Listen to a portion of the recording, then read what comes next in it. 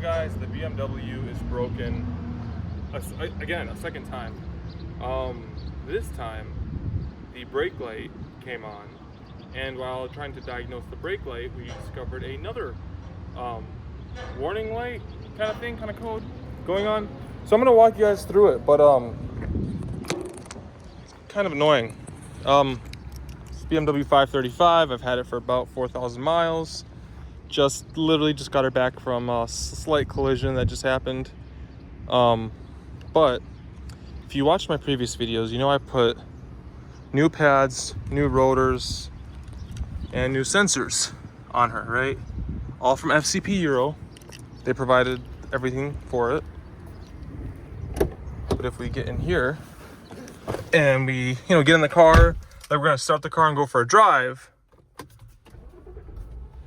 she starts up. Already we get a brake system, drive moderately light, triangle light, brake light, and then this on the screen that says drive moderately, replace brake pads, consult service center. You click that and it goes away. Oh god, let's turn the fan down.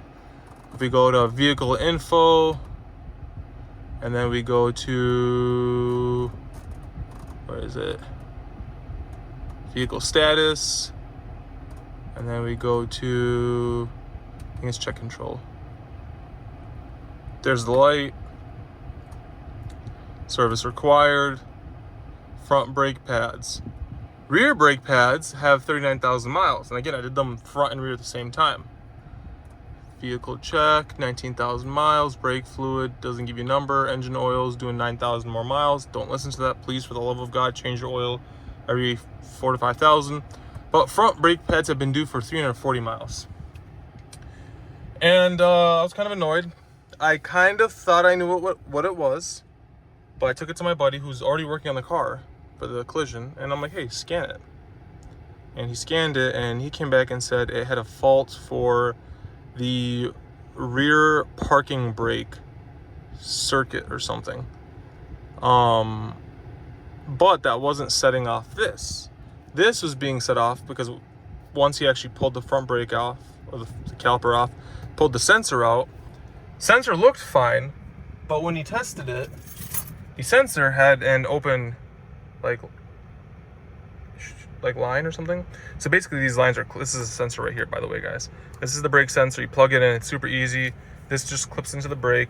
When the brake gets really worn down, it rubs on the sensor, and then it like opens the sensor. So it opens the flow, right? Whatever it is. It's kind of hard to explain. But basically, that's how the car knows the brake pads are worn, right? It's not really a mileage thing. They give you numbers, but it's once this gets triggered or tripped, then you got to replace your brakes. That's how you know it got really low. But he pulled it off. He's like, the sensor's fine. But when he tested the sensor, it was an open line or something, which means that it failed. So we just picked up the sensor. The sensor I did get was from FCP Euro, and it was whatever they bundled with their brake discs. This is a CarQuest, a Wherever. Technically it's CarQuest, but it's Wherever. It's just $30.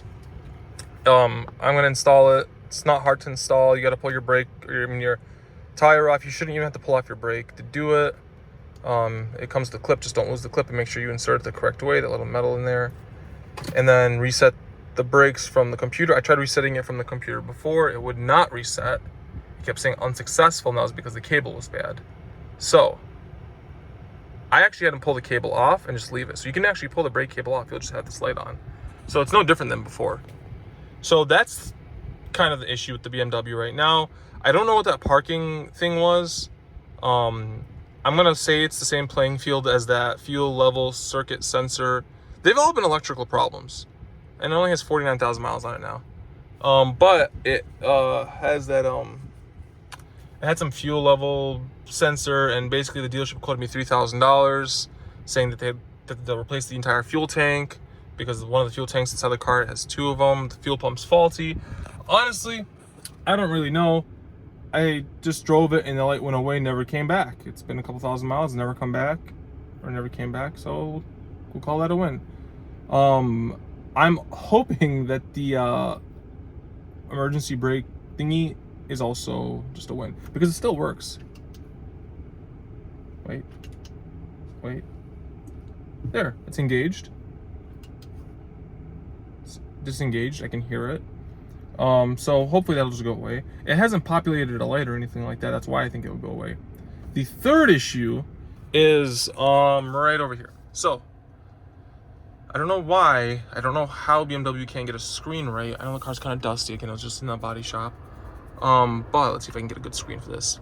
You'll notice where it says onboard info right there. The O's missing. Can you see that? Let's try to find, oh, maps usually shows it pretty well. Let's get a split screen. Let's close split screen. There we go. So basically, you see that? That is a burn screen, or a burn mark in the screen. Dead pixel, there's one over there too. This one's actually a little bit wider, it's just not showing because they cut off half the screen.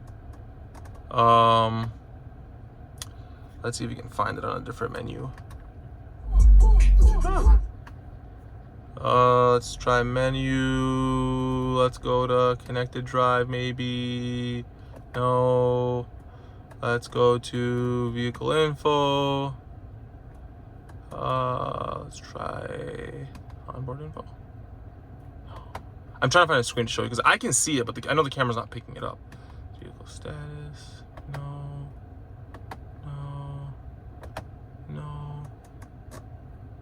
Let's go to, just go back to navigation. But basically, again, I can see it, but I don't know if you guys, right there.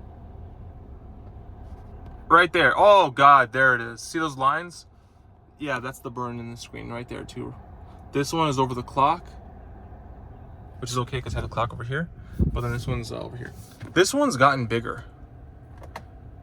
So,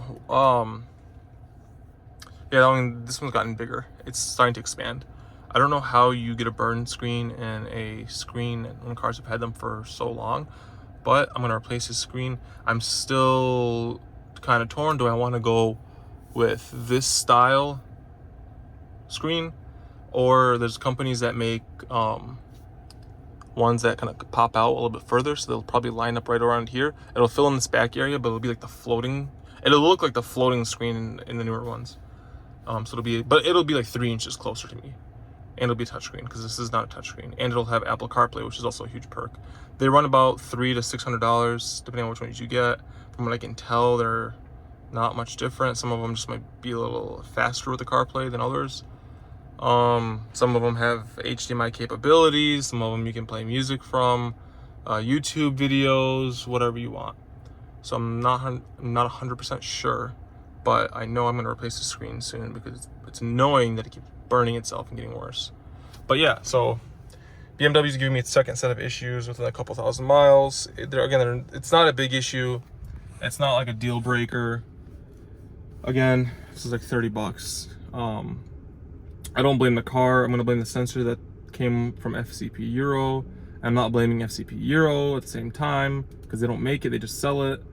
And I looked at the reviews and the reviews were fine for it. So things happen, right? At least for me, I can replace it myself.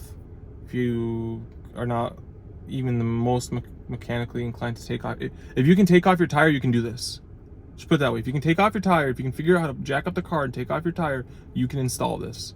But some people can't. And a lot of people, BMWs, don't even want to mess with the car. They just take it to the dealership. Who knows how much the dealership will charge them to diagnose it and try to figure it out. My buddy diagnosed it for free. So we'll call it a day. We'll call it a win. Not a win. It's a win. Whatever. Any day that you're not like saying, oh crap, from the price of the repair, any day that the repair is not in quadruple digits, I call it a win, right? So it's a win. It's fine. It's dandy. It's a win.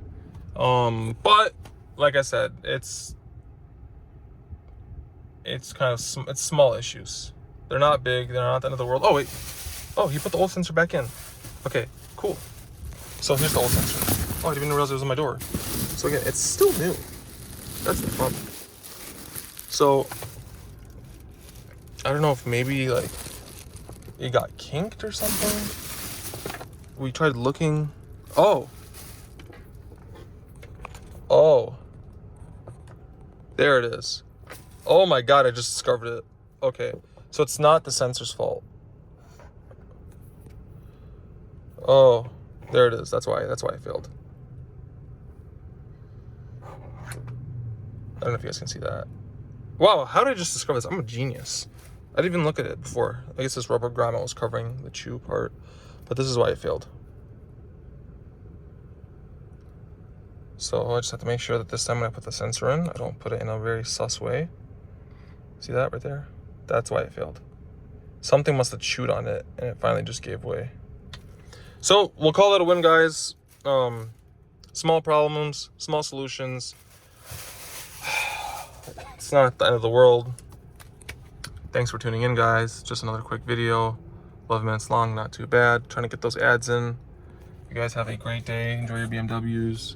Some mods are coming for the car soon. Maybe a muffler delete and callus downpipes. Maybe a charge pipe. I don't know. Maybe all of it. Who knows? But we'll see. We'll see. We want to get to 400 horsepower. But again, guys, thanks for tuning in.